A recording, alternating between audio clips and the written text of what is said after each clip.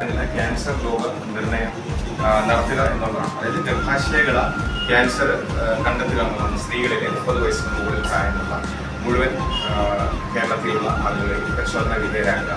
മഞ്ജു വാര്യരാണ് അതിൻ്റെ ഗുഡ്വിൽ അംബാസിഡറായിട്ട് പ്രവർത്തിച്ചത്. അപ്പോൾ അതിൻ്റെ ചുവട് പിടിച്ച് അത് ആരോഗ്യമാനന്ദം അകറ്റാം അർബുദം എന്ന് പറഞ്ഞ ഒരു പ്രോഗ്രാമായിരുന്നു തുടക്കം കുറിച്ചത്. അത് കഴിഞ്ഞിട്ട് അത് വളരെ ഗംഭീരമായിട്ട് വിജയിക്കുകയും അതിനുശേഷം അതിൻ്റെ രണ്ടാം ഘട്ടം ആരോഗ്യമാനന്ദം അകറ്റാം അർബുദം 2.0 എന്ന് പറഞ്ഞ പ്രോഗ്രാമിൽ പുരുഷന്മാരിലെ വദനാർബുദം തുടങ്ങിയ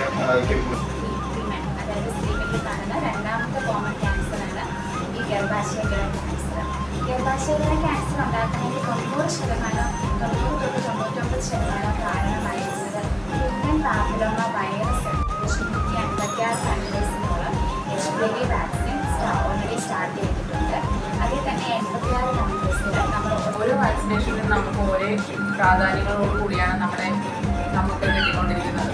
അതായത് നമ്മുടെ ഗർഭ അവസ്ഥയിൽ മുതൽ നമ്മുടെ ഒരു കുട്ടി ജനിച്ച് അത് മുതൽ ജനിച്ച് പിറ്റേ ദിവസം മുതൽ ഓരോ വാക്സിനേഷനും നൽകി നമ്മുടെ ഓരോ അസുഖത്തിൻ്റെയും പ്രതിരോധത്തിനായിട്ടാണ് നമ്മൾ ഓരോ വാക്സിനേഷനും നമ്മുടെ ശരീരത്തിൽ ചെയ്യുന്നത്.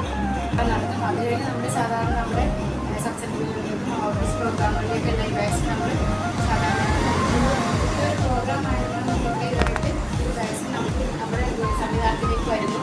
അതുപോലെയാണ് നമ്മളിങ്ങനെ ഔപചാരികമായ ഉദ്ഘാടനം കൊടുക്കുന്നത്.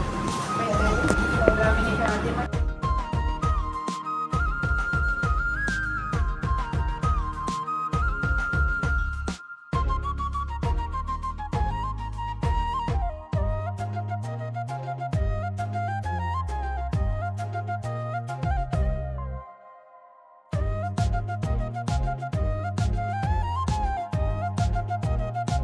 സെർവിക്കൽ ക്യാൻസറിനെതിരെയുള്ള പ്രതിരോധ കുത്തിവയ്പ്പായ HPV വാക്സിൻ ഇന്ന് ഞാൻ എടുത്തു.